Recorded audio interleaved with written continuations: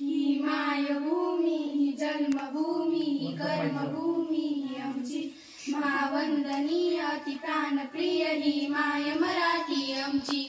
ही मायभूमी ही जन्मभूमी ही कर्मभूमी ही आमची महावंदनीय अति प्राणप्रिय ही माय मराठी आमची।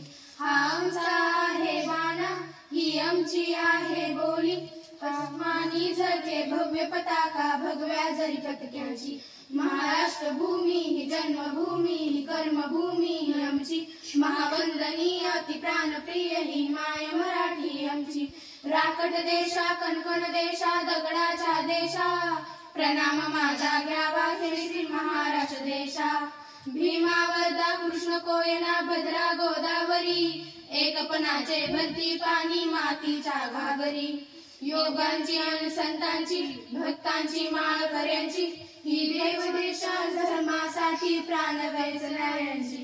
योग्यांची आणि संतांची वारीच्या पात्याची देशाचे रक्षण करण्यासाठी जीव करणाऱ्यांची।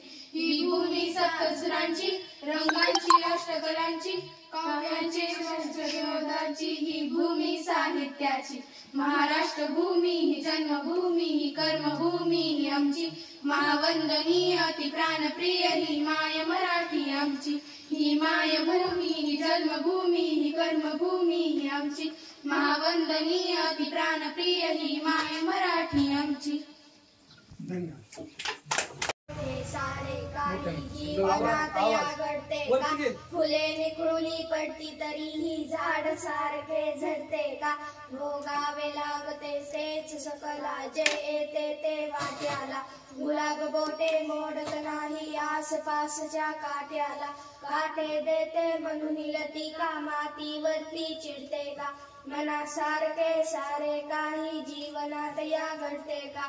वसंत येतो निघून जातो ग्रीष्म जाळतो धरतीला पुन्हा नेसते हिरवा शालू पुन्हा नवे पण सृष्टीला। देह जळाला म्हणून धरणी एक सारखी रडते का मनासारखे सारे काही जीवनात या घडते का।